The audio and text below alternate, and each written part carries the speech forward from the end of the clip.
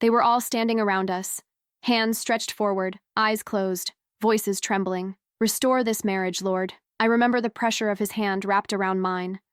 Firm, convincing, holy. The pastor's voice echoed through the sanctuary. "Sometimes the enemy attacks the strongest unions." People cried. Someone placed a hand on my shoulder. Another woman whispered in my ear, "Don't give up. God hates divorce." I believed them. I believed him. That night, he cried in front of everyone, said he was fighting for us, said he loved me, said he didn't understand why the distance had crept in. I apologized publicly. For being impatient, for being emotional, for not praying enough. They prayed harder. He squeezed my hand tighter. What no one in that circle knew was that 3 days earlier he had signed a lease. Not for us, for her. I didn't know that yet. I was still kneeling, still believing that if I fasted longer, if I submitted more, if I softened my tone, God would fix what I must have broken. The church saw a struggling marriage. I saw a spiritual battle. He saw cover. And while they were praying for restoration, he was building another life in secret. I didn't know they were praying for a marriage that no longer existed. My name is Elisa, and for years our marriage was the one people pointed to. We met in church, not casually, not on a random Sunday. We met during a leadership training for young couples. He was already respected, charismatic, articulate. The kind of man who quoted scripture naturally in conversation without sounding forced. He led a small group for men, played guitar during worship when needed, prayed boldly. People trusted him. I admired him. I was serving in children's ministry at the time. Organized, devoted, the sweet one, they used to say. When we started dating, it felt aligned, approved, blessed. The elders congratulated us early. Couples said they could see the calling on our relationship. We weren't just two people in love, we were purpose. And that does something to you. It makes you protect the image. It makes you overlook things. It makes you assume struggles are spiritual tests. The first year of marriage was busy. Church events, retreats, counseling other couples who were struggling. Irony has a sense of humor. He would sit across from men confessing temptation, and he would say things like, "Guard your heart." They listened. I listened. At home, though, there were small shifts. He started staying late after meetings, said men needed him, said discipleship required sacrifice. I didn't question that. Sacrifice sounded holy. He'd come home tired, distant, not cold, just slightly removed. When I asked if something was wrong, he'd sigh softly and say, "I just feel spiritually drained." So I prayed for him. I cooked his favorite meals. I supported his calling. I adjusted. Then came the first argument that didn't feel normal. It wasn't explosive. It was subtle. I told him I missed him, that I felt like ministry was getting more intimacy than our marriage. He didn't yell. He quoted scripture. A wife must not hinder her husband's calling. The sentence didn't feel aggressive, but it felt final. And something inside me shifted. I apologized. Because how do you argue with something that sounds biblical? That was the first time faith became leverage. Over the next year, it became a pattern. If I expressed loneliness, I was lacking faith. If I expressed suspicion, I was being insecure. If I asked questions, I was being disrespectful. He never raised his voice. He raised theology. And theology is harder to fight. Because if you push back, you're not just disagreeing with him. You're disagreeing with God. At least that's how it started to feel. People still admired us. We led marriage workshops. We hosted dinners for younger couples. We prayed over people struggling with infidelity. Sometimes I'd watch him speak about covenant and feel proud. Other times I'd watch him and feel something else. Distance. He began counseling a new member, a recently divorced woman who had joined our congregation. Her name came up often. She's going through a hard time. She needs guidance. She doesn't have strong leadership in her life. I didn't question it.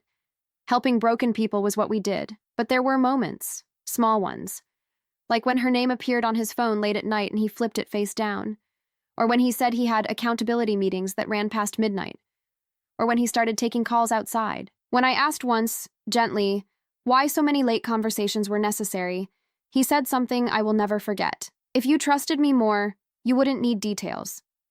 It wasn't harsh, it was disappointed, and disappointment hurts more. I started examining myself instead of him. Was I controlling? Was I insecure? Was I failing spiritually? The church reinforced the narrative. Men carry heavy burdens. Don't nag. Be his peace. Peace became my assignment. Even when I felt unrest, there was a Sunday where I cried during worship. Not dramatically, just quietly. A woman next to me squeezed my hand and whispered, "The enemy attacks strong marriages." I nodded, because it was easier to believe in a spiritual enemy than a human one. Looking back, I see how gradual it was.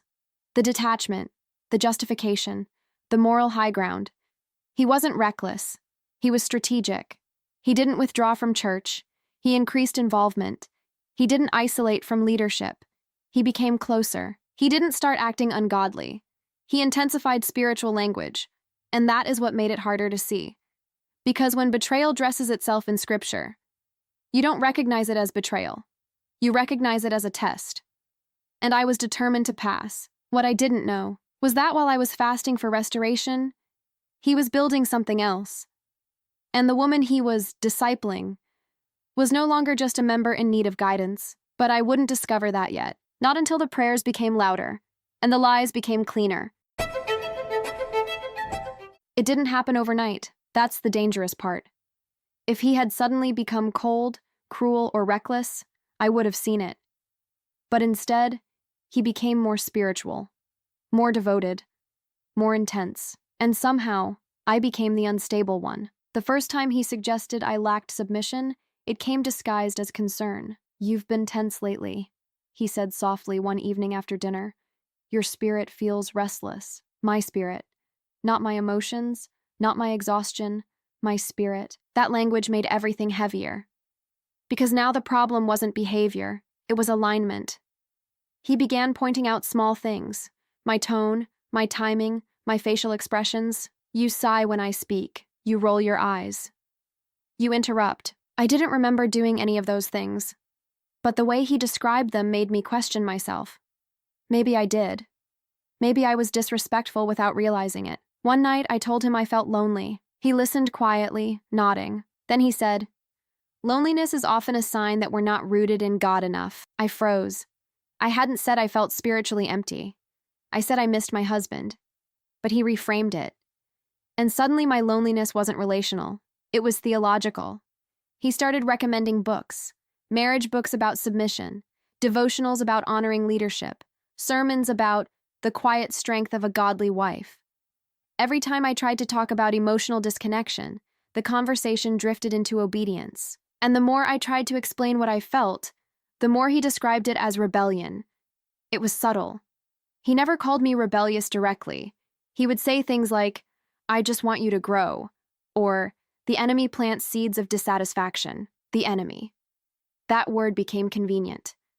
If I felt hurt, the enemy was attacking me. If I felt suspicious, the enemy was creating division. If I questioned him, the enemy was trying to destroy our calling. And who wants to side with the enemy? Not me. So I worked harder. I prayed longer. I fasted. I journaled. I asked God to soften me. I stopped asking him detailed questions, because every question seemed to be evidence of distrust, and distrust, according to him, was dishonor. Around this time, her name started appearing more often. Clara. She had joined the church after a difficult divorce. She was fragile, they said. Broken. Needing guidance. He took her under his discipleship. At first I admired that. Helping wounded women felt compassionate, but then the frequency increased. Late-night calls, long coffee meetings, text threads that lasted past midnight. When I asked if it was appropriate for him to counsel her alone so often, he looked genuinely disappointed. "You think I'm capable of that?" Capable. I wasn't accusing him. I was asking about boundaries. But boundaries sounded like suspicion. And suspicion sounded sinful. He started using phrases that made me shrink. "Do you not trust the Holy Spirit in me?" I answered to God. "You need to guard your heart against jealousy." Jealousy. The word stung. Because jealousy is ugly. Jealousy is insecure. Jealousy is petty. I didn't want to be jealous, so I convinced myself I wasn't. I told myself she was simply needy. I told myself he was simply compassionate. I told myself my discomfort was pride. There was a Sunday when the pastor preached about spiritual attacks on marriages. I remember sitting beside him as the pastor said, "The enemy will send distractions." My stomach tightened. Distractions. Was Clara a distraction? Or was I overthinking again? After service, people gathered around us. They said we were strong. They said we were an example. He put his arm around me and said, "We're fighting the good fight." And in public, I believed that. At home, though, something felt hollow. He began sleeping later. Claimed he was praying downstairs. Sometimes I would wake up at 2 a.m. and notice the bed empty. When I walked into the living room, he would quickly lock his phone. "Just reading scripture," he'd say. I stopped confronting, because every confrontation turned into correction, and correction turned into repentance. Mine, not his. One night I gathered the courage to say something direct. "I feel uncomfortable with how much time you're investing in her." He was quiet for a long moment. Then he said something that made my chest tighten. "If you were spiritually secure, you wouldn't feel threatened by someone who needs help." Spiritually secure. Threatened. Those words repositioned me entirely. Now I wasn't a wife expressing discomfort. I was an insecure believer, and that narrative stuck.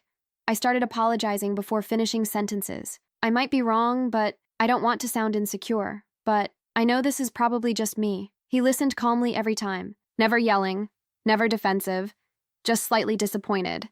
And disappointment made me work harder, because I wanted him to see me as mature, strong, godly. The more he leaned into ministry, the more I leaned into silence. There was a midweek prayer meeting where Clara shared her testimony. She cried at the microphone, spoke about abandonment, about feeling unseen, about a man who had failed her. I remember glancing at my husband during her speech. He looked protective, tender. His jaw tightened when she cried. He reached for tissues before anyone else moved. Something in my stomach turned, but I dismissed it. Compassion is holy, and I refused to be the woman who resented compassion. Weeks later, something small shifted everything. He left his phone on the kitchen counter while showering. I wasn't snooping. I was wiping down the counter. A notification appeared. Her name. I froze. It wasn't the name that stopped me. It was the preview text. "Last night meant more than you know." The air left my lungs. Last night meant more than I know. My hands trembled. I didn't open the message immediately. I stared at the screen as if staring long enough would change the words. Then it disappeared. He had deleted it remotely. When he walked back into the kitchen, towel around his shoulders, he smiled casually. "Everything okay?" I looked at him. Really looked at him. And for the first time, I saw something I hadn't allowed myself to see before. Not compassion, not exhaustion, control. I didn't confront him. Not yet. I said quietly, "You got a message from Clara." He paused only a second too long. "Oh," he said lightly. "Probably about her prayer request." I held his gaze. "She said last night meant more than I know." He didn't panic. He didn't stutter. He said something almost impressive in its composure. "You're reading into that." Reading into it, again. And then he added, "This is exactly what I mean. You let fear distort things." Fear. Distort. He stepped closer. Placed both hands gently on my shoulders. "I need you to trust me." Trust had become a weapon. Because every time I asked for clarity, I was accused of lacking it. And that night, I lay in bed staring at the ceiling, replaying the message in my mind. Last night meant more than you know. What happened last night? Where had he been? Why did she feel safe sending something like that? And why did I feel more guilty than suspicious? That was the moment something cracked. Not loudly, not dramatically. Just enough to let doubt in. And once doubt enters a marriage disguised as faith, it doesn't leave easily. If you've never been publicly prayed for while privately unraveling, it's hard to explain what that feels like. The church started praying for us more often. That should have felt comforting. It didn't. It felt like being watched. After that message I saw, the one that disappeared, I didn't confront him again immediately. I waited. I observed. And what I saw was worse than if he had been sloppy. He was careful. He started mentioning her in prayer circles. "Clara is really struggling," he would say. "Let's lift her up." People nodded sympathetically. Hands reached out, heads bowed, and I stood there, his wife, listening to my husband ask God to strengthen another woman. Sometimes he would add, "The enemy is trying to isolate her." Isolate her, not me. I started noticing how often her name appeared in conversations. She's fragile. She's healing. She needs guidance. And he was always the one providing it. I told myself I was imagining the intimacy in his tone. I told myself I was projecting. But the body doesn't lie the way the mind does. My chest tightened every time her name surfaced. And still, I said nothing, because every time I had spoken up, I had been corrected. One Wednesday night after Bible study, I walked into the fellowship hall and saw them standing too close. Not touching. Not inappropriate. Just close. The kind of closeness that doesn't show up in photographs but registers in the air. She was laughing softly. He was leaning slightly toward her, his voice lower than usual. The kind of voice he used when he used to flirt with me. When he saw me watching, he stepped back immediately. Smiled, wide, transparent, innocent. "There you are," he said, coming toward me as if nothing had shifted. Clara looked at me with a softness that felt almost apologetic, or maybe I imagined that too. That night in bed, I tried one more time. "I don't feel comfortable with how close you two are becoming." He didn't sigh this time. He didn't correct me gently. He did something worse. He quoted scripture, "Love keeps no record of wrongs." My throat closed. He continued, "You're still holding on to old wounds. Old wounds." The message I saw was less than 2 weeks old, but in his narrative it was already history. You need to forgive before you assume. Assume. The word felt like an accusation. I wasn't assuming. I was observing. But observation had become rebellion in our marriage. I lay awake that night replaying the hook moment in my mind. Her message. Last night meant more than you know. What happened that night? Where had he said he was? Prayer meeting. He had said he stayed late counseling someone. Someone. I had believed him, because I had trained myself to believe him. Sunday mornings became theater. We held hands during worship. He squeezed my fingers when the pastor spoke about covenant. People told us we looked strong, grounded, anointed. Once, a younger couple approached us for advice. "How do you stay so united?" the woman asked. I almost laughed. He answered smoothly, "Communication and prayer. Communication." I wanted to ask him, which version? The public one or the private one? That same afternoon, we hosted a small group at our house. Clara came early to help set up. I was in the kitchen when I heard them in the living room. Their voices low, familiar, too familiar. I stepped into the hallway quietly. I wasn't trying to spy. I was trying to confirm my sanity. He was standing close to her again. She touched his arm briefly.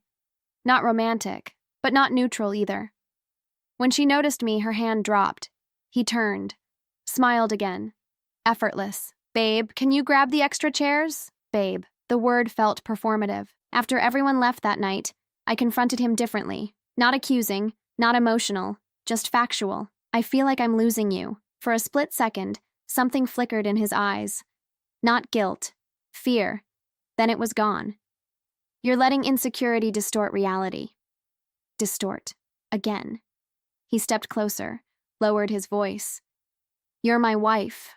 Why would I risk that?" Why would he? Because he could.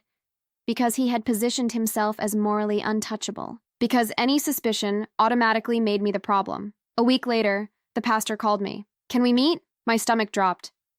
In his office, he spoke gently. "We've sensed tension between you and your husband." Tension. I swallowed. "He's under spiritual attack," the pastor continued. "And he needs your support right now." Support. I almost asked, "Does he need accountability too?" But I didn't, because I was tired of being the one who sounded unstable. Then the pastor added something that made my skin go cold. "He's been counseling Clara through a very delicate situation." Delicate. The word hung in the air. "What situation?" I asked. The pastor hesitated. "It's not my place to disclose details." Of course it wasn't. But somehow it was my place to absorb the consequences. When I got home, I asked him directly, "What delicate situation?" He stared at me. Long, measured. Then he said something that felt rehearsed. "She's struggling with boundaries." Boundaries. I waited. "With other men?" He didn't answer immediately. And in that silence, something settled inside me. Not panic, not jealousy. Clarity. I wasn't crazy. I wasn't insecure. I wasn't under spiritual attack. I was witnessing something being hidden, and the hiding was becoming more aggressive. That night, I checked our phone bill. I hadn't done that before.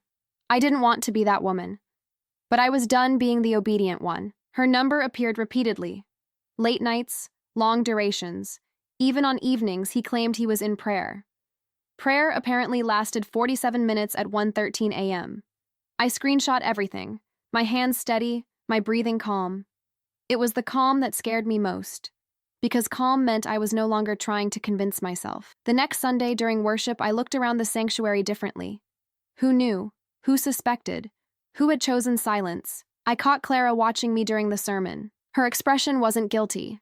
It was conflicted, and that made it worse, because conflict means awareness. After service, as people gathered in clusters, she approached me.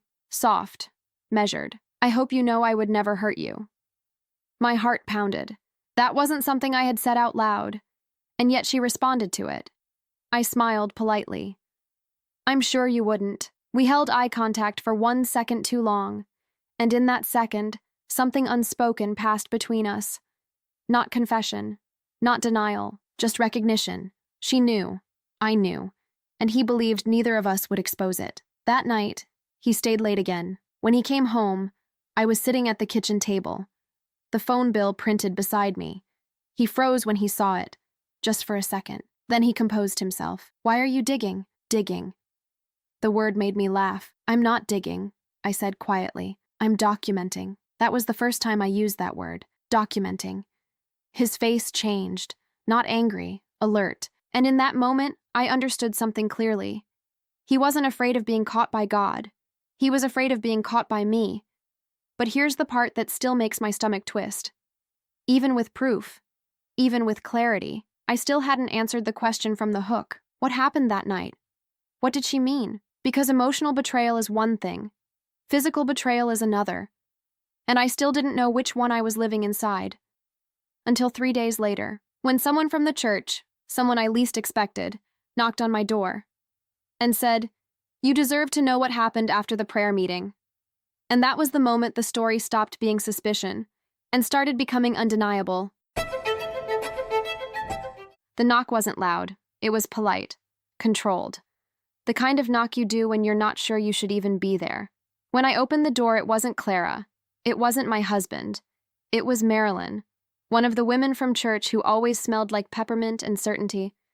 The type who ran the meal train, remembered birthdays, and somehow always knew who was going through it before anyone said a word. She didn't smile. That's how I knew this wasn't about casserole. "Can I come in for a minute?" she asked. I stepped aside, and she walked in like she'd rehearsed the path from my front door to my living room. We sat. I waited. My hands were calm again, which felt wrong, like my body was bracing for impact by going quiet. Marilyn kept her purse in her lap like a shield. "I'm not here to stir anything," she said quickly. "I'm here because I wish someone had done this for me." My throat tightened. "What is this?" I asked. She inhaled through her nose, slow. Then she looked me dead in the eye and said, "I was there the night your husband stayed late after prayer meeting." My chest snapped tight like a rubber band.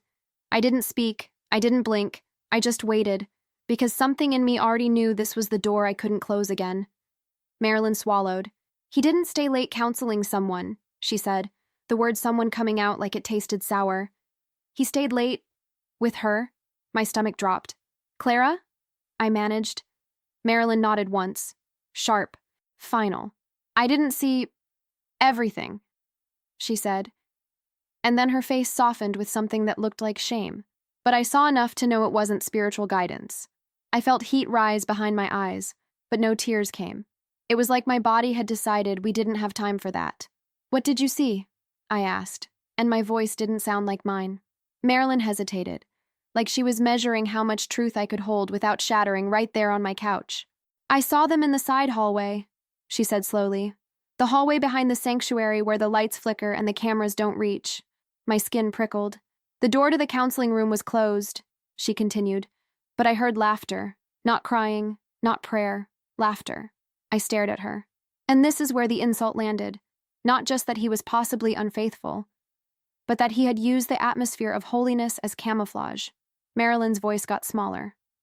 I was putting chairs away. I wasn't trying to listen, but I heard his voice. The soft voice. The voice he used to save for me. I looked down the hallway, she said, because I thought someone might still need help. And I saw your husband step out with Clara behind him.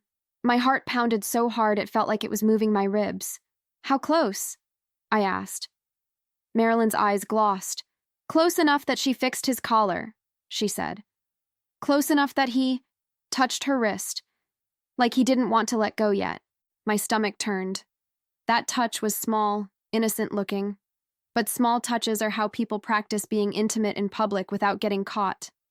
My mind replayed the hook line again. Last night meant more than you know. I swallowed hard. Did you tell anyone? I asked. Marilyn flinched. No, she admitted. Not then. My jaw clenched. Why not? Her voice cracked just slightly. Because your husband is respected. And because Clara, she exhaled. Clara is good at being fragile. That sentence hit me like a slap. Good at being fragile. I'd seen that softness, the slow blinking, the delicate voice, the I'm just trying to heal posture. Marilyn continued, faster now, like once she started she couldn't stop. I told myself it could be innocent, that I shouldn't accuse, that I should pray. Pray, of course. Then I saw the phone bill on the church printer, she said, and my eyes snapped up. What? She winced. I work in the office sometimes. I was printing sign-up sheets, and the printer had spit out pages. I thought it was the volunteer schedule. My blood went cold. And it was a phone bill, she said, with your name at the top. My lungs forgot how to breathe. I opened my mouth, but nothing came out. Marilyn held my gaze. I didn't mean to see it, she said quickly. But I did, and I saw the number, over and over. The same number I had screenshotted. Clara's. I felt the room tilt. So you knew, I whispered. Marilyn nodded again. And then, she said, voice dropping, I saw something else. Of course there was something else. There's always something else. What? I asked. Marilyn's hands tightened on her purse strap. I saw him delete messages, she said, right after service. My lips parted. He was standing by the office door, she continued, and Clara walked past him. She didn't stop. She didn't even look at him. My stomach sank. That's normal, I said, because denial still tried to survive. Marilyn shook her head. No, she said quietly. Because when she walked past, she brushed her fingers across his hand. My breath caught. And he smiled, Marilyn added. Not a public smile, a private one. The kind that means we're getting away with it. I didn't cry. I didn't scream. I just sat there, perfectly still, feeling something inside me lock into place. I had been fighting for proof like proof would save me. But proof didn't save me. Proof just meant I could stop doubting myself. Marilyn leaned forward. I'm telling you because I watched you get prayed over last week, she said, eyes shining now. I watched you stand there while people asked God to strengthen your marriage, and your husband held your hand like a performance. Performance. That word was exactly right. And I couldn't take it anymore, she finished. Not with you. Not like this. For a moment, I couldn't speak. Then I asked the one question that had been haunting me since the hook. What happened in that counseling room? Marilyn froze. A long pause. And for the first time since she arrived, she looked afraid. I don't know, she admitted. I didn't see inside. My chest tightened with frustration. Then how do you know it wasn't counseling? I snapped, and even I was surprised by the edge in my voice. Marilyn didn't get defensive. She just looked tired.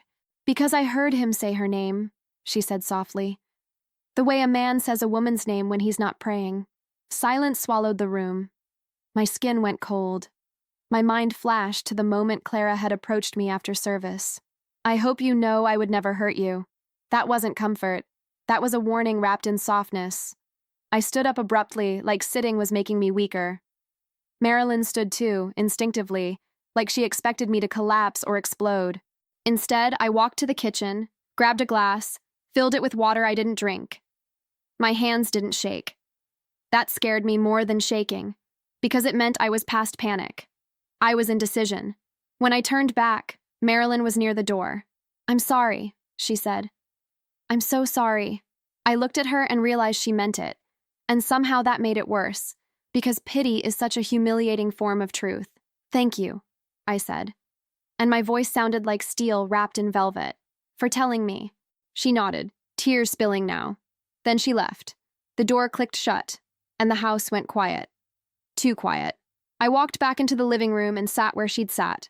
The hook moment played again in my mind. The message, the disappearing text. Last night meant more than you know. Now I had a shape for it, not a full answer, but enough to know that night wasn't nothing. It was a line, and he had crossed it. I pulled out my phone and opened my screenshots again. Phone bill, call durations, times, patterns. Then I did something I hadn't done yet. I searched Clara's number in my husband's contact list. He didn't have it saved as Clara. Of course he didn't. It was saved under a man's name, a fake name, a name I recognized, because it was the name of one of the deacons. My stomach flipped. That's when the tears finally came, not because he was sneaky, but because he was strategic. That meant he didn't slip. He planned. I sat there crying silently, wiping my face quickly every time I heard a car outside like I didn't deserve to be seen braking. Then I heard the front door open, his footsteps, the keys, the normal sounds of a normal husband coming home to a normal wife. He walked in cheerful. Hey, babe. He stopped when he saw my face. And for a split second, he looked like a man who knew the stage lights had shifted. What's wrong? He asked, careful. I didn't answer. I just held up my phone and said very quietly, Who is Marcus? His face didn't drain of color. It didn't contort. It didn't panic. It sharpened. And he said something that made my blood run cold. Who have you been talking to? Not what are you talking about. Not let me explain. Not you're mistaken. No. He went straight to the real threat. Exposure. And that was when I knew. This wasn't just a marriage problem. This was a system. And I had just touched the nerve. When I asked him who Marcus was, he didn't look confused. He looked calculating. Who have you been talking to? He asked again. Not angry. Not defensive. Strategic. That was the moment I realized something terrifying. He wasn't afraid of being caught by me. He was afraid of who else might know. I didn't answer his question. I held my phone up again. Why is Clara saved under another man's name? He exhaled through his nose slowly, like I was exhausting him. You went through my phone. There it was. The pivot. Suddenly this wasn't about deceit. It was about my violation. I searched one number, I said calmly, because it showed up 57 times in 1 month. His jaw tightened. You're spiraling. Spiraling. It was always that word. I wasn't investigating. I was spiraling. I wasn't observing patterns. I was insecure. He stepped closer, lowering his voice like we were in a counseling session. You need to be careful, he said softly. Accusations can destroy ministries. Not marriages, ministries. The order mattered. I felt something inside me shift permanently. I'm not accusing, I said. I'm asking. He stared at me for a long time. Then he did something that almost made me doubt myself again. He sat down, put his elbows on his knees, ran his hands through his hair, and said quietly, She's vulnerable. My heart pounded. That's not what I asked.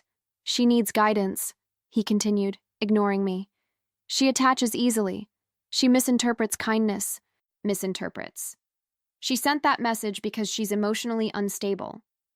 Unstable. Now she was unstable, which meant he was innocent. And if she was unstable, then anything inappropriate would automatically be blamed on her. Convenient. Why is she saved under another name? I repeated. He didn't answer immediately. Then he said something that made the floor drop out from under me. Because people like you look for problems. People like me. I felt heat crawl up my spine. People like me? Women who let jealousy run wild, he clarified, cool as glass. And there it was. The shield. Not scripture this time. Not prayer. Psychology. He was building a narrative, and I was the villain in it. That night he didn't sleep beside me. He went downstairs, said he needed space to process my distrust. My distrust. I stayed in bed staring at the ceiling, realizing something horrifying. If I went to church leadership with this, he would already be prepared. The next Sunday, I tested that theory. I requested a private meeting with the pastor. I didn't tell my husband. When I walked into the office, the pastor's expression was measured. Not surprised. Measured. "We're concerned about you," he said before I even spoke. Concerned. Concerned about what? I asked carefully. Your tone lately, your tension, the way you're responding to your husband. The air left my lungs. He had gotten there first. He came to you? I asked. The pastor hesitated just long enough to confirm it. He's worried about your spiritual state. My spiritual state. I almost laughed. Instead, I pulled out my phone.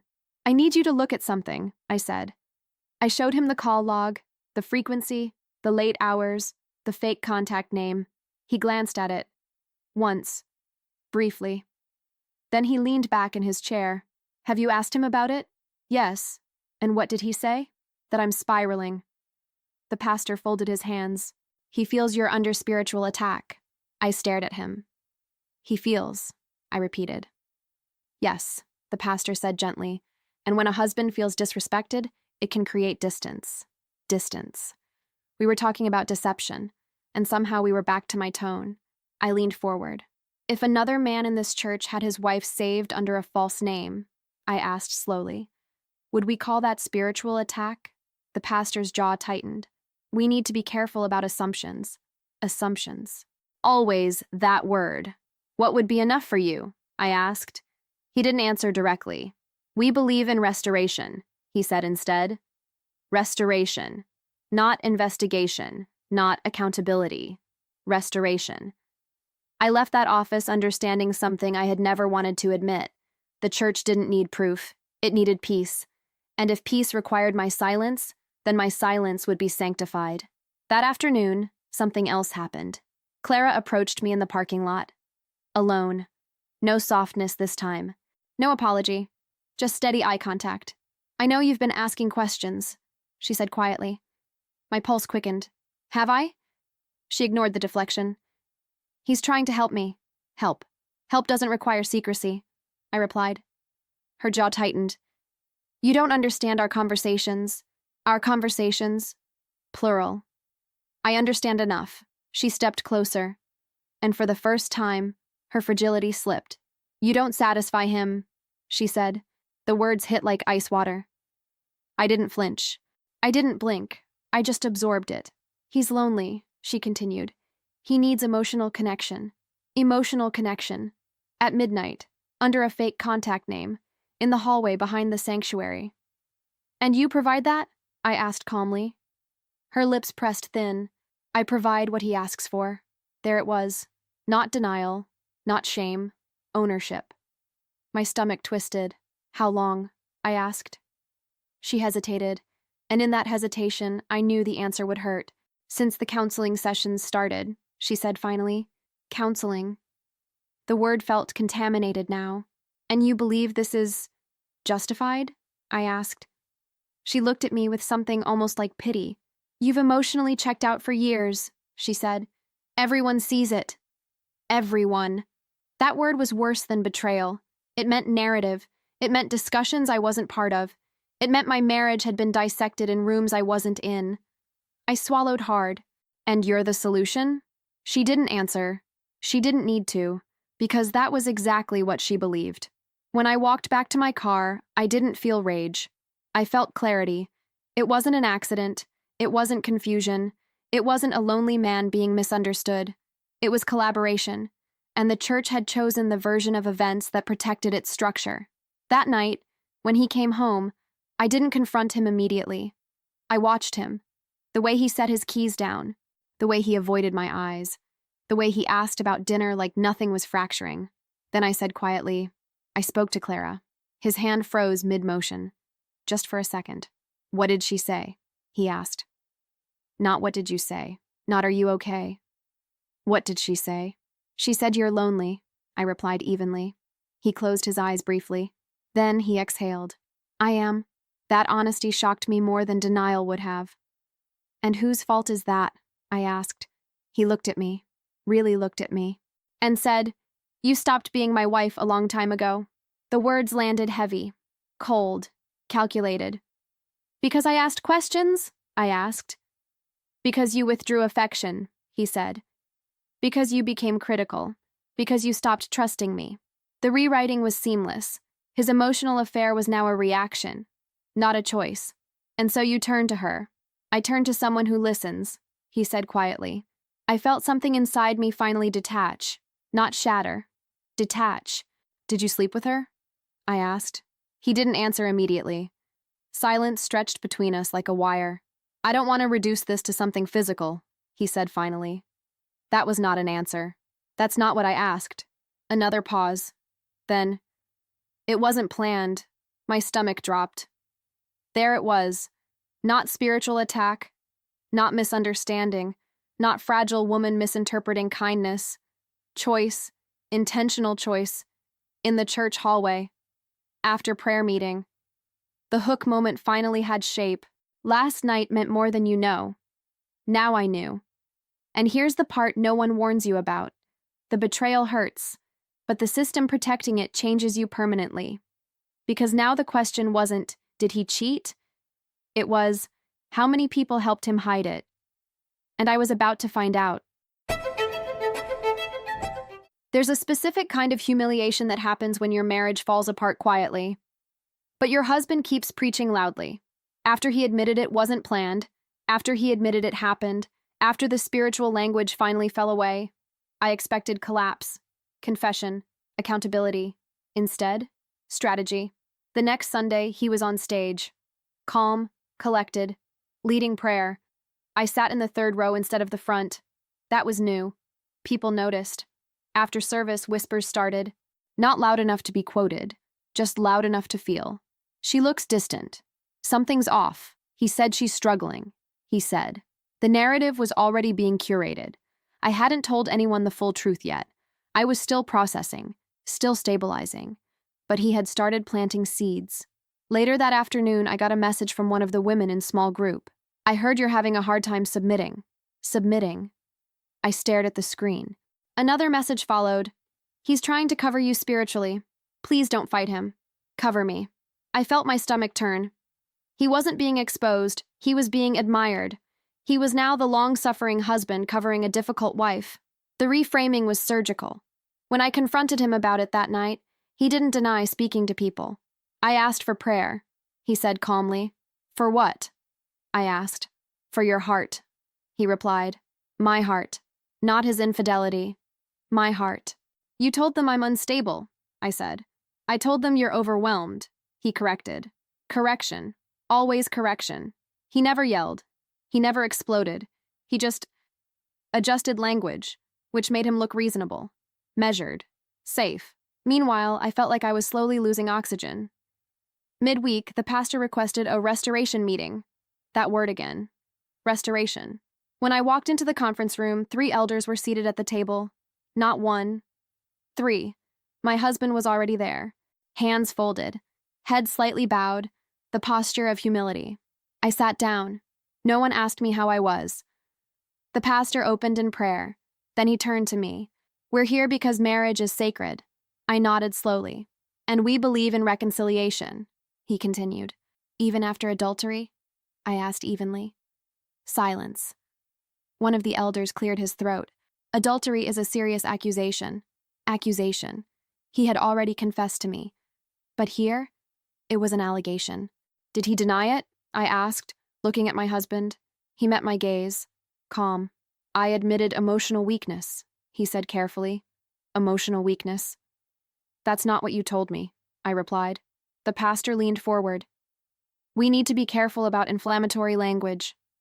Inflammatory. Physical betrayal was inflammatory, but his prayer meetings weren't. Did you sleep with her? I asked directly, in front of all of them. The room shifted. He inhaled slowly. I crossed a boundary, he said. Crossed. A. Boundary. The minimization was almost impressive. Define crossed, I pressed. The pastor stepped in. We're not here to dissect graphic details. Graphic. The room was protecting him, not me. I realized something devastating in that moment. Truth was not the goal. Containment was. One of the elders spoke up. Brother, do you repent? He nodded solemnly. Yes. Do you intend to end the inappropriate relationship? Another pause. Yes. His voice steady, no trembling, no tears. Just performance. Then the pastor turned to me. And can you forgive? The speed of that question stunned me. He had repented. Now I was responsible for absolution. I need transparency, I said. Full disclosure. Transparency breeds obsession, one elder warned gently. I almost laughed. Transparency breeds obsession. But secrecy breeds safety. I leaned back in my chair. Something inside me stopped trying to convince, stopped trying to be understood.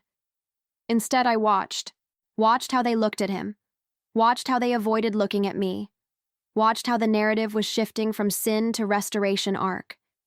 He was going to be the redeemed man. I was going to be the woman who either stood beside him or became the obstacle. The next week, Clara stopped attending services. Publicly. That was the gesture. That was the sacrifice. She's stepping back to protect the marriage, someone whispered.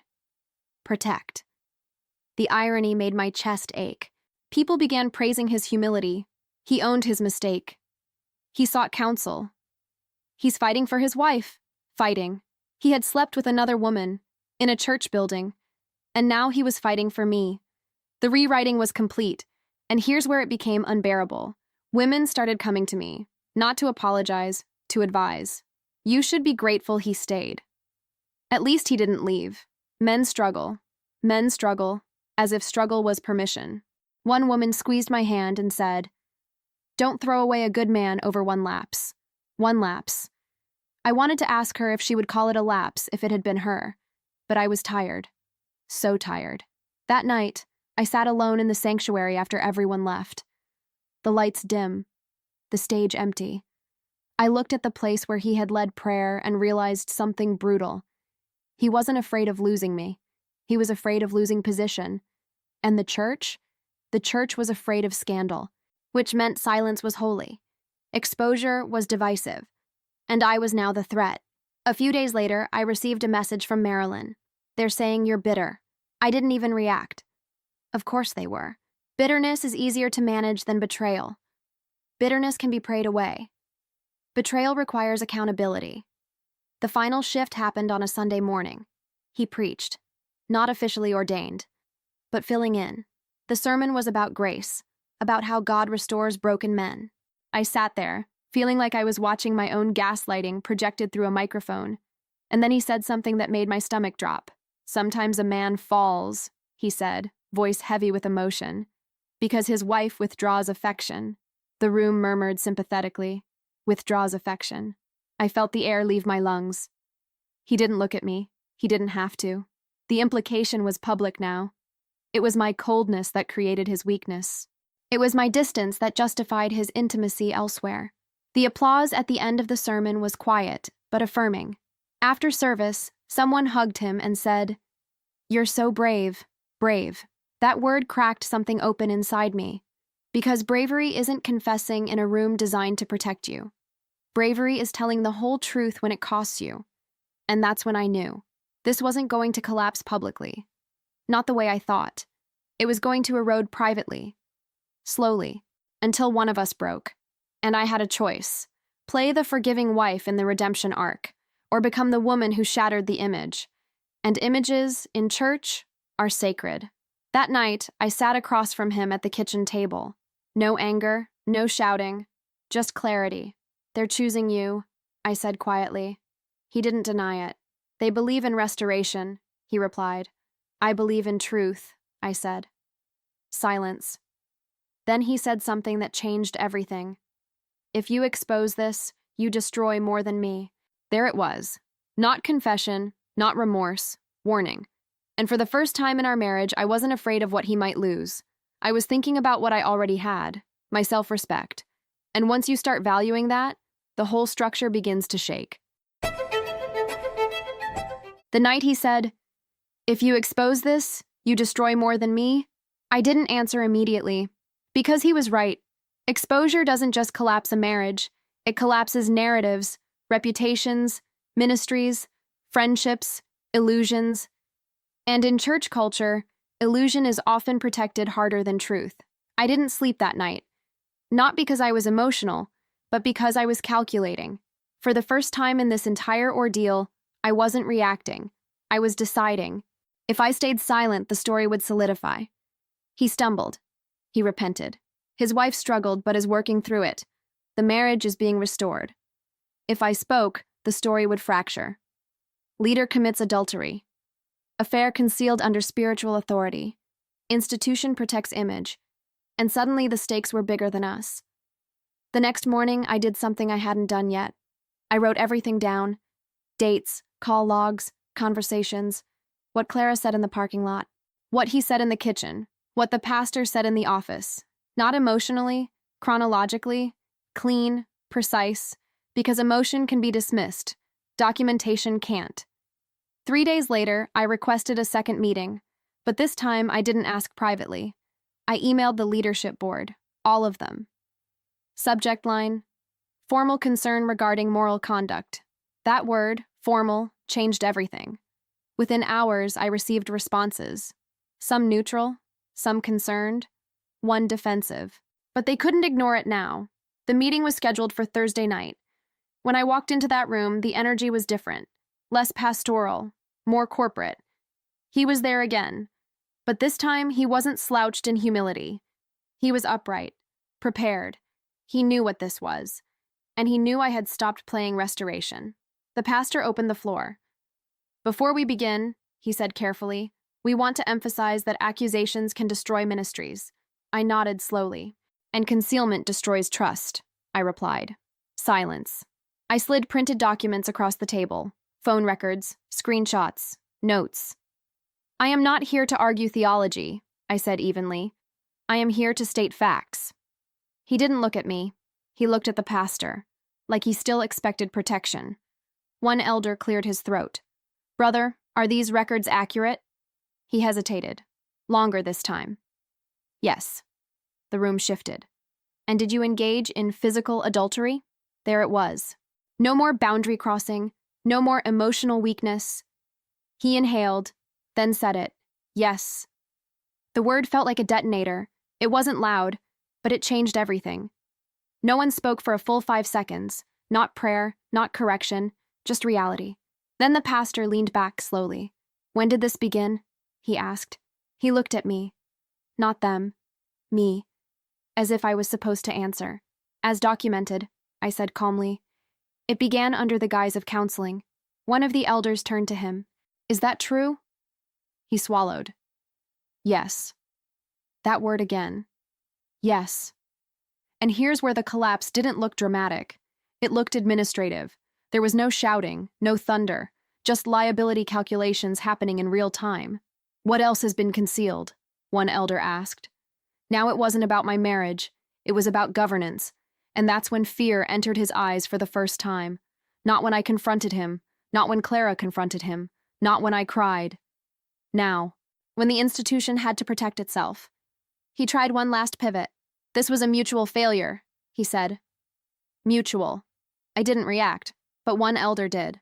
Did your wife engage in adultery? He asked bluntly. No.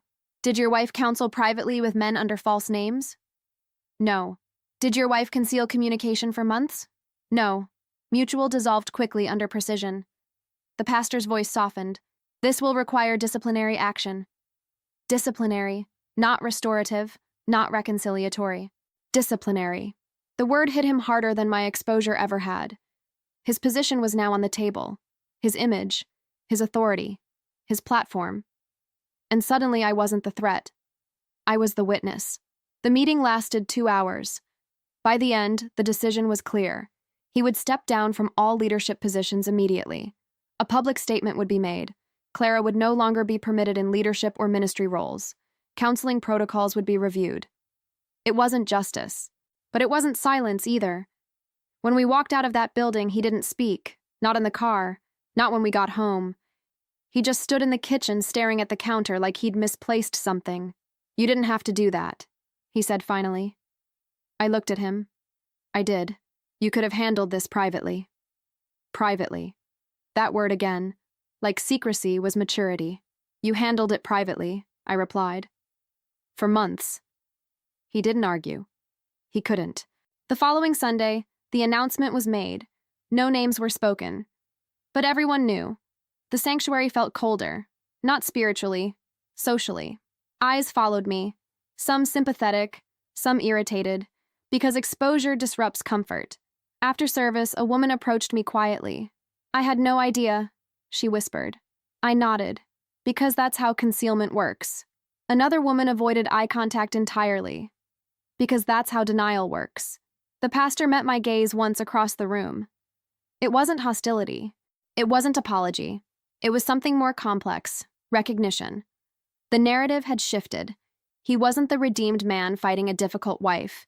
He was the leader who violated trust, and the church had to respond. At home, the atmosphere was different, not explosive, vacant. He moved through rooms like a guest. No more preaching. No more late-night prayer. Just silence. 3 days later, he packed a bag. "Where are you going?" I asked. "I need space," he replied. Space. The same word he'd used on me. He left that night. Not because I kicked him out. Not because the church demanded it. But because his identity had fractured. And here's the part people don't talk about. When you expose truth, you don't feel triumphant. You feel hollow. Because even when you're right, you lose something. I lost the illusion of a sacred marriage. I lost community comfort. I lost the version of him I once believed in. But I didn't lose myself, and that was the first time in months I could say that. A week later, Clara sent me a message. Not defensive, not combative, just 5 words. "I'm sorry for everything." I stared at it. And for the first time, I didn't feel anger. I felt exhaustion, because this was never about one woman. It was about a system that confuses authority with integrity, and once that system cracks, it never looks the same again. There's something no one tells you about exposure. It doesn't feel loud. It doesn't feel victorious. It feels quiet. After the announcement, after the stepping down, after the carefully worded statement about moral failure and restoration, life didn't explode. It rearranged. People still went to church. The worship team still sang. The coffee still brewed in the lobby. The sanctuary lights still dimmed at the same time every Sunday. The building didn't crack open when truth was spoken, but something invisible shifted. And that shift followed me everywhere. Some people hugged me tighter. Some stopped hugging me at all. Some whispered, "I'm proud of you." Others whispered, "You should have protected your marriage." That's the paradox. When you protect yourself, someone will accuse you of destroying something sacred. But here's what I learned. What was sacred was already broken. I just stopped pretending it wasn't. He moved into an apartment across town. Not dramatically. Not with shouting. Just logistics. Boxes, keys, a shared calendar being deleted. The first night I slept alone in that house, I expected grief to suffocate me. It didn't. What suffocated me was the silence of no longer performing, no longer monitoring tone, no longer being spiritually evaluated, no longer checking my words to see if they sounded submissive enough. I lay there in the dark and realized something startling. For years, I had been more afraid of appearing faithless than of being betrayed, and that fear had kept me small. Clara left the church quietly 2 weeks later. No public apology, no dramatic exit, just absence. And absence speaks loudly in places built on visibility. The leadership implemented new counseling guidelines. No one said my name in those policy shifts, but I knew what they were: corrections, preventative measures, damage control. One Sunday, months later, I walked into the sanctuary again. Not to reconcile, not to restore, just to sit. I chose the back row. No front-facing image, no holding hands, no curated unity, just me. And for the first time, I wasn't scanning the room to see who believed me. I wasn't tracking whispers. I wasn't managing perception. I was just there. And it felt unfamiliar, because for years, my faith had been filtered through him, through his authority, through his voice, through his approval, and now, I had to figure out what it looked like without him narrating it. That part was harder than exposing the affair, because betrayal is concrete, but rebuilding identity is abstract. There were nights I questioned everything. Was I too harsh? too public, too unyielding? Was forgiveness supposed to look like endurance? Was grace supposed to look like silence? Those questions haunted me. But every time I replayed the image of him preaching about grace while blaming my withdrawn affection, I knew. Grace without truth is manipulation. Forgiveness without accountability is erasure. And endurance without safety is self-betrayal. People ask if I regret exposing it. No. But I regret how long I needed permission to believe my own instincts. I regret how easily spiritual language can cloak control. I regret that I needed documentation to trust my own discomfort. What happened to him? He eventually joined another church, smaller, less public, still leading in some capacity, I've heard. Redemption stories travel faster than cautionary ones. And maybe he has changed, maybe he hasn't. That's not mine to measure anymore. What is mine? The quiet clarity I have now. The absence of that constant tightening in my chest. The way I no longer brace when someone uses spiritual authority in conversation. I've learned something uncomfortable, but freeing. Communities protect what benefits them, not always what is right.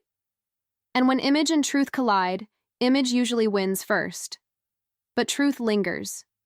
And it doesn't disappear just because it's inconvenient. It waits until someone stops being afraid of what it might cost. If there's one thing I wish someone had told me earlier, it's this. When someone uses faith as a shield against accountability, that's not devotion. That's strategy. And strategy thrives in silence. I used to believe that loyalty meant protecting him at all costs.